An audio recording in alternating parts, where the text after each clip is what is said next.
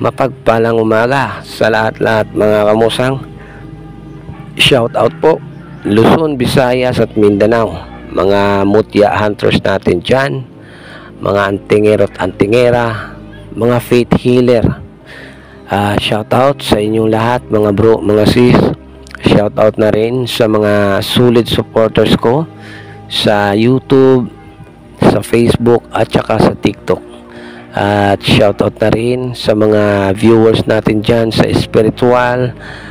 And then shoutout na rin po sa mga basher natin dyan. Okay, mapagpalang umaga. Ayun, paunawa lang po no. Pag dumaan po yung mga videos ko dyan sa wall ninyo, ay kung hindi po kayo interesado, scroll down nyo lang po no. Huwag po kayong magreklamo na bakit napapadaan yung video ko sa inyong wall. Hindi po ako may hawak ng TikTok, ng YouTube, ng Facebook.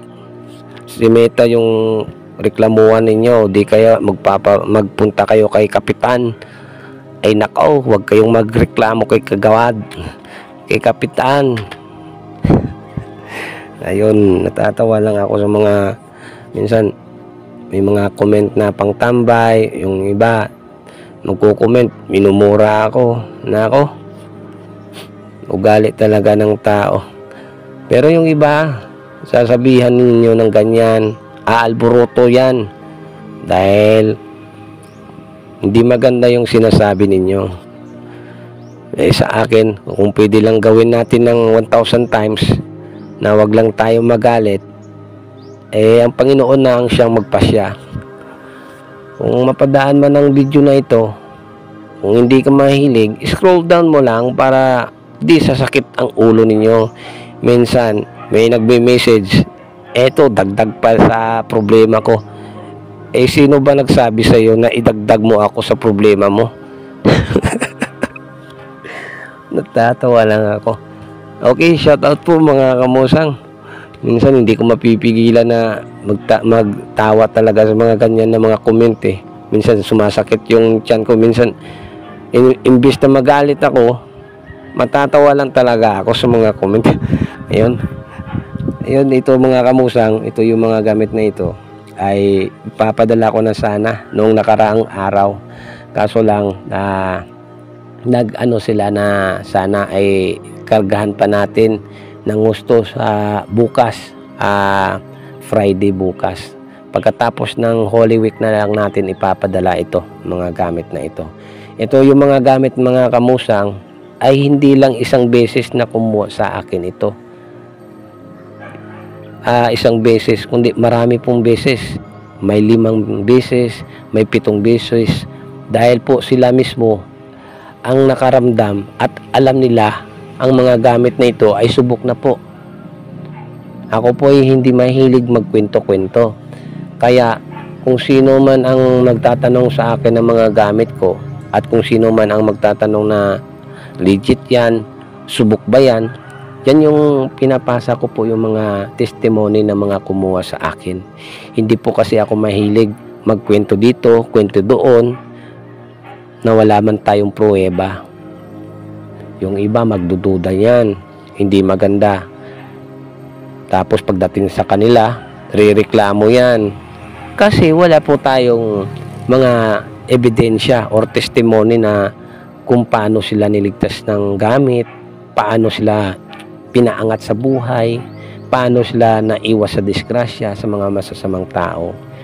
Yan yung mga taong pag may kukuha sa akin, pag may magtanong na legit or tested na yung mga gamit ko, pinapasahan ko po ng mga testimony para wala pong magduda at hindi po ako magilig magsalita-salita, magpahaba ng mga kwento.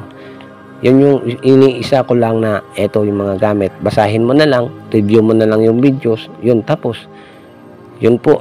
Hindi po kasi ako mahilig sa kwentong pagong, sa mga kwentong pambata.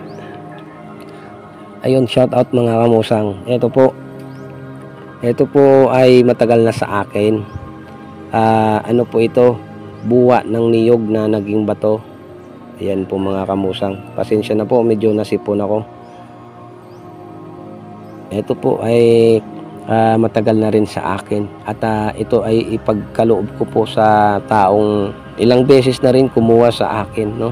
At hindi ko pwedeng banggitin ng mga pangalan nito, basta aktibo po sila sa gobyerno, sila ang nagpoproteksyon sa atin. Ayun. At ito naman, ito ang pouch ng Duwende. Kalimutan ko na sa Tagalog, hindi kasi ako Tagalog, no. Yun, palagi kong sa shoutout yung mga Ilonggo natin dyan, no. Shoutout mga Ilonggo, taga Iloilo. Puwera na lang sa mga ano dyan, no, sa mga kabalan. Ayun mga kamusang, hindi ko na maalala. Basta pouch. Ayun. Ito yung naging bato. Nung nag-post ako ng sapatos ng Duwende, maraming mga opinion ng mga nag-comment sa akin na minsan ano ba yan, Nike, minsan Adidas. Ang mga tao talaga ay sa totoo lang mga kamusang, minsan napipikon ako, pero mas more ang natatawa talaga ako sa mga opinion ng mga iba na nagko-comment na nakakatawa talaga, no. Minsan nga minumura talaga ako. Yun, wala tayong magawa, ganyan talaga ugali ng tao. Bahala na sila kung ano ang pagtingin nila sa atin. Pwede mo akong sabihan na baliw, tatanggapin ko yan, pero darating ang araw, re-rebuelta yan yung mga sinasabi nyo, no? Ayun, eto, sinukuan po ito. Ito iririgalo ko po sa pinaka mabait kong kaibigan. Yun, si Arnold Galay, yun yung matagal ko ng kaibigan na supporters, no. Ito yung kamandag ng sinukuan, na yung sinukuan ay hindi pwedeng dapuan ng ibon, ng mga hayop o tao, mga tanim na mamatay po sa pag-ano ng anino. Pag malikop ka ng anino, namamatay po. Ito po yung sinukuan na kamandag. Naunahan si ito ayan, ito na lang ibibigay ko sa kanya kasi marami na po ng regalo yan sa akin, si Arnold Galay. Regaluhan niya ako ng mga panghunting, maraming mga itak, flashlight, bag, shoes, at iba pa, mga tumbler. Maraming tumutulong po sa akin, no. Nagpapasalamat ako sa mga taong tumulong sa akin, lalo na rin po si Marlo Ducusin. Shout out sa iyo, bro. Si Ducusin na isa, Renato Ducusin, ayun, si Ma'am Arlene Quinto, Mang Cuabara, at mga iba pa na hindi ko na ma-remember, si Ma'am Revilla, Divina Revilla. Marami po, sila po ang nakatulong sa akin, no.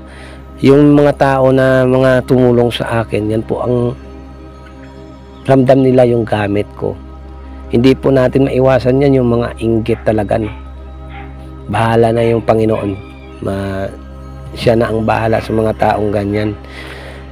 Ayun mga kamusang, no, mapagpalang umaga po. Salamat po sa inyo sa tiwala at suporta ninyo, sa palaging nag-aabang sa akin na mga videos na ina-upload. God bless po sa inyong lahat, sa buong pamilya ninyo.